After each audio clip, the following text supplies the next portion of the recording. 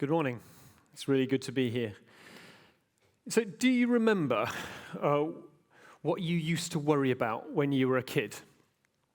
So I was born in the early 60s, and yes, I really am that old. And I can remember having some vague worries about the Vietnam War, but it all seemed really quite distant. My bigger worry was how stupid I looked in homemade jumpers. But what about kids today? I was recently talking with a friend who said that his 11-year-old son is terrified. So terrified he wakes up at night with nightmares about this, that the planet is burning. And my friend's son is not the only one. I've read that this fear is widespread and deep amongst our kids and grandkids. That's awful, just simply awful. And the thing is, it's not an irrational fear. The kids are right. This is a genuine existential threat. We have a serious problem. And that problem has our fingerprints on it. The thing is that the built environment, and all of us who work in it, have a massive part to play in this picture. We've reshaped the whole planet for our own needs. So much so that the total mass of the built environment, everything that we've ever built, or everything that we've built, now exceeds the mass of all living things on Earth. We can no longer afford to avoid and not recognize the impact of what we've built. And the demand for houses, hospitals, energy, transport, water, it's only going to increase. So the situation is simply not sustainable. Not for our planet, and not for us. We cannot just randomly build our way out of this problem, particularly when unfettered building is part of the problem. And the problem isn't just for now, because what we do in the built environment can last for centuries. And in exactly the same way that we live with the choices that our predecessors have made, the decisions that we make now will impact for generations to come. We therefore need to focus on outcomes for future generations, as well as for the people using the built environment today. We need to be good ancestors. And the bottom line is that we have a huge problem, and continuing to do what we've always done will not end well. So we need a new way of thinking. Thankfully, all of us who work in the built environment can have a massive part to play in the solution if we work together with purpose. And a key starting point, I believe, for this new way of thinking is just that, purpose. When we make it clear that the purpose of the built environment must be to enable people and nature to flourish together for generations, then we can start to work together to make that happen on purpose. And it's only when we shift our focus from just creating the built environment to the outcomes enabled by it that people and nature can flourish together for the generations to come. So now that we have that purpose firmly in mind, let's dig into some of the ways that we can get there, starting with systems. The built environment has become a complex system of interconnected assets and networks. And we can expect to see further connections as digitalization progresses, as we link up the physical and digital worlds. Add to this the many interfaces with a natural environment, and we can see that the built environment is a deeply interconnected system of systems. Currently, our built environment systems are resource-hungry, wasteful, vulnerable to environmental, social, and economic pressures, at risk from accidental or malicious security breaches, and system-wide shocks. But we need them to be sustainable and secure and resilient. Therefore, we must adopt and develop systems-based policies and strategies that enable us to understand and coordinate the built environment at a systems level. Climate resilience, net zero, circular economy, biodiversity, these are the great challenges of our age, and they can't be solved in silos.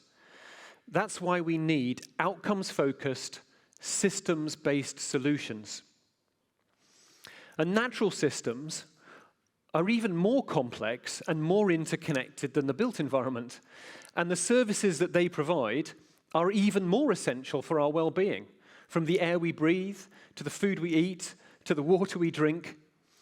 And so, for as long as we want people and nature to flourish together, we must keep the built and natural systems working healthily in balance.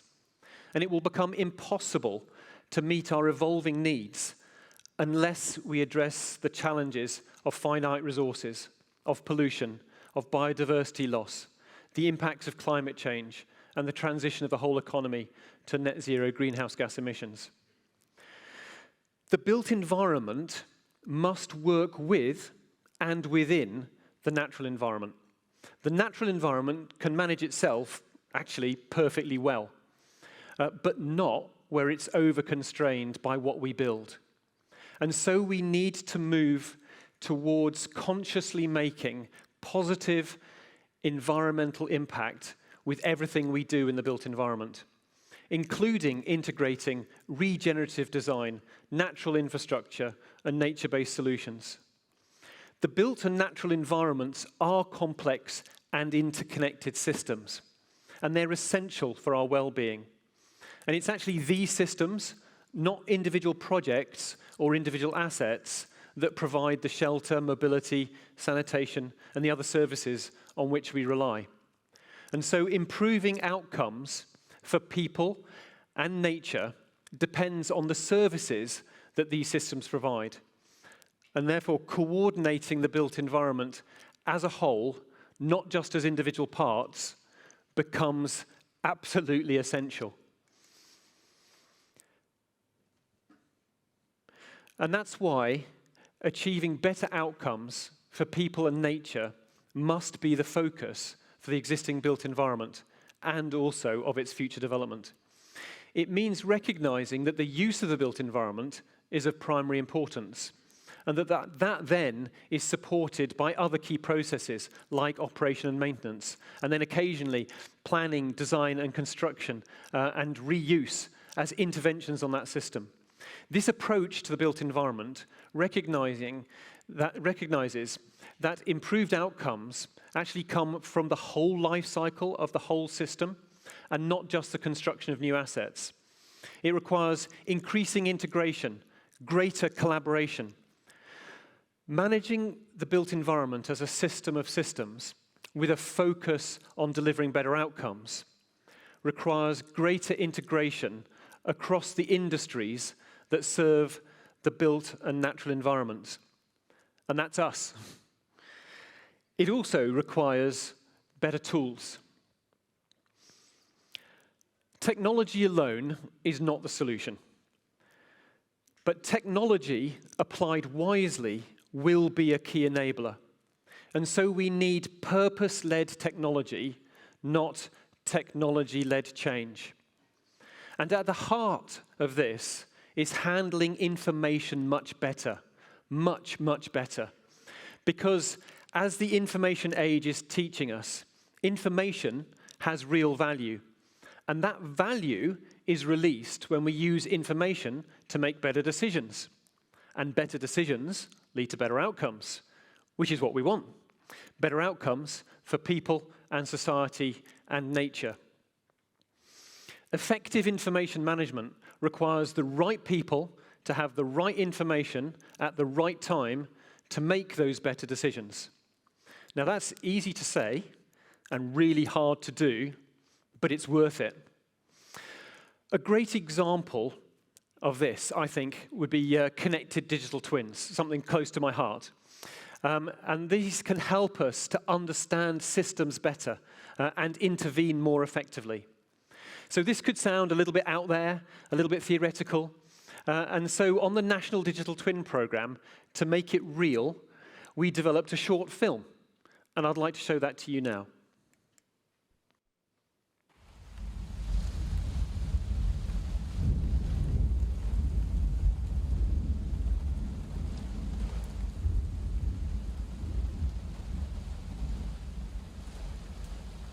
After an extremely wet weekend saw flooding hit some areas, millions will have to endure more intense downpours due to the storms. Deadly flooding across America's northeast. President Joe Biden said it was yet another reminder that these A flood warning has been declared for parts of the UK as Storm Ruby arrives on our shores. authorities say you should limit travel wherever possible. I've heard it all now. Say the record Limit level of- travel over a bit of bad weather. Some of the top that. No, I didn't. Don't believe everything you hear. Why do you watch it then? What? But why do you watch it then? Which are all bloody channels these days?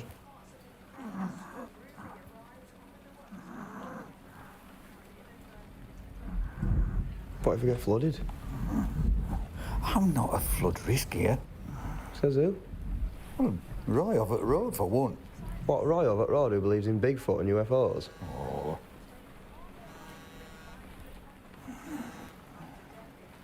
Yeah, why are you still here? I thought you were going out with your mates. Maybe I should stay here. Not on my account. Go on, get off with you. You'll be late.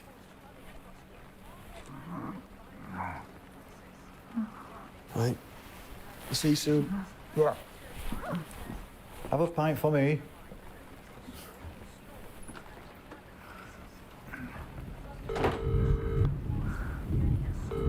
David Hughes. David, this is Clara Richardson from the Digital Twin Engineering team. We spoke last week.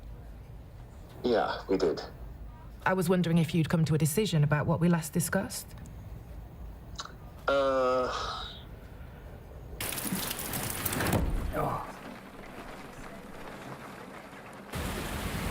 Like I said before, we need to create a digital twin of the whole network to identify possible failures across the system. We need all of the utilities to participate. Sure. This is about keeping the power on and services running through extreme weather events. We've got the tech. We just need to share data across our organisations. I absolutely understand, but you requested confidential asset data from us. Data licensing processes are complex.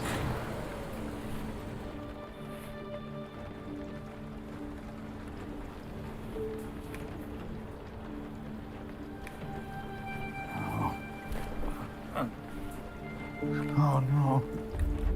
Come on. But we currently have our own emergency systems in place anyway. We are taking responsibility for this. Look, for this to work, we need to connect the entire system together. Not only is this about businesses and services staying online, it's a matter of life and death. It's that critical. Yeah, we have a whole list of critical priorities. Storm Ruby is due to hit. It's going to be catastrophic. Is there anything we can do to speed this process up? It could take 6 months, a year even.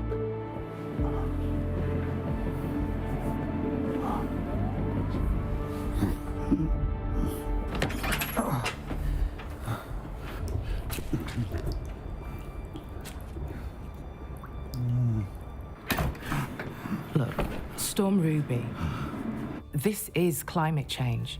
I understand.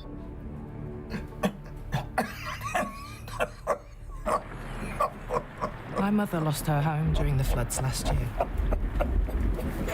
We've got to do everything we can.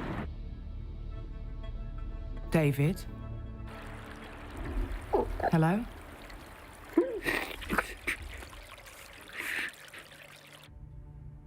Listen, Clara. Brenda! Brenda, it's flooded!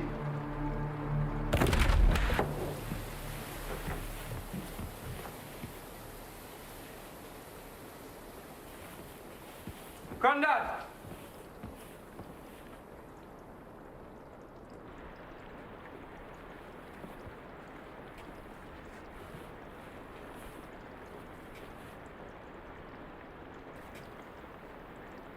I'll make it work. we're in. Thank you. Thank you.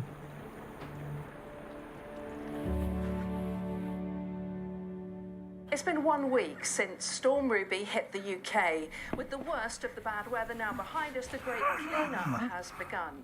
Scientists say many No lives slippers. were saved through the use of new technology. Carbon neutral, then. Data, but they warn there's Roy's got some and all. still to be done. Experts say We are in a climate emergency, and it affects all of us, especially the most vulnerable. But all is not lost if we adapt now and make better climate resilience decisions. The National Digital Twin Programme is developing a connected digital twin called Credo, which is making connections across our utility networks in a way that could save lives in the future. But this will only happen if we share data between organisations. Collaboration is key to tackling climate change. We must act now.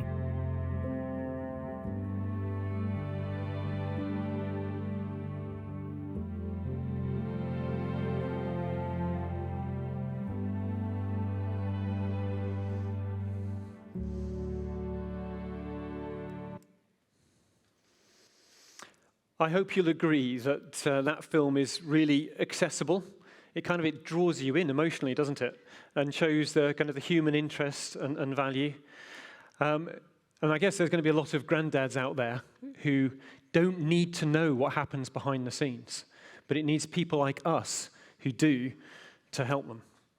So Credo, our climate resilience demonstrator, is a tangible working example of connected digital twins, secure information sharing across sector boundaries to enable better climate resilience decisions.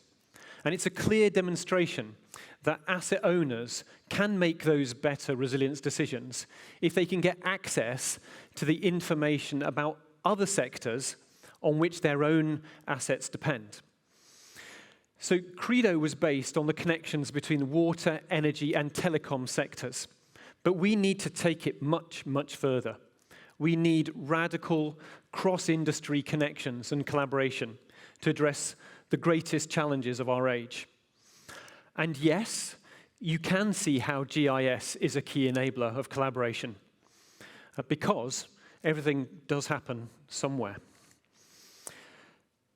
I genuinely believe that we all have a part to play in determining this future that we want for our kids and grandkids.